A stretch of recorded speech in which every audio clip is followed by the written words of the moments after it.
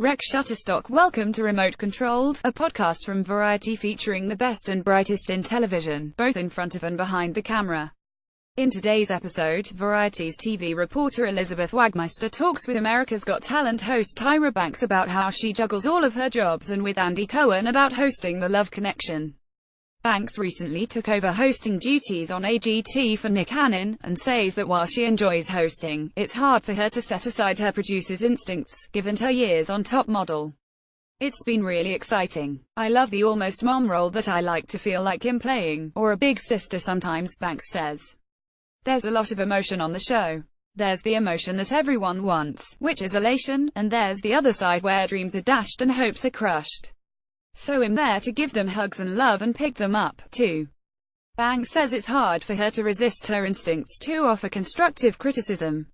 I naturally want to help people get better, says Banks. That's my value in life, so it's actually hard not to give advice. While Simon Cowell is the daddy of the show, she says Mel B is the naughty little sister. She plays this ditzy thing, but SHES a very smart woman, says Banks. Banks has a long history with Heidi Klum, given their past as angels for Victoria's Secret, and Howie Mandel is her homeboy, who's taken her under his wing.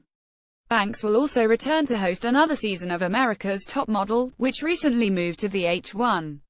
To juggle her demanding schedule, Banks says she keeps it chunky but funky, and stays away from the layer cake. In other words, she likes to work on her projects in chunks, focusing on one at a time then moving on to another, rather than layering her work and trying to work on multiple things at once. The chunks allow me to still have a life, she says. Andy Cohen is also a busy television host, given his work on Bravo's Watch What Happens Live as well as Fox's Love Connection.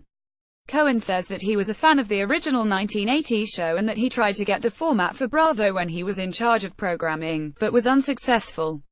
But Fox eventually revived the show and offered him the hosting position. Cohen says that the series' reception has been positive, and he is prepared to host season 2. It's something that made me happy, Cohen says. If it does go 10 years or 20 years, then I guarantee you it will continue to make me happy, and that'll be a great thing. That's kind of how I view offers. If it's something that I can creatively latch onto, then I'm good for whatever amount of time it is. He says he always wanted to host a game show, having grown up watching them. He describes Love Connection as a weird hybrid space that's not really a game show.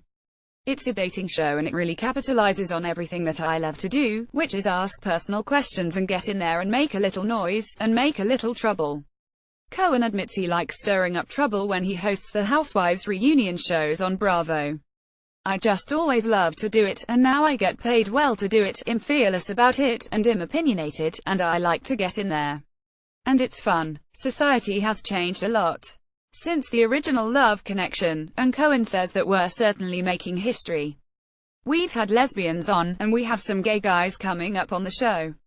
That was definitely never happening on the old Love Connection. And I think anytime that I can just be me on TV and speak through the filter of a gay guy, hopefully in my matter-of-factness, that can make being gay not so weird for people. You can listen to today's episode here. New episodes of Remote Controlled are available every Friday, and you can find past episodes here.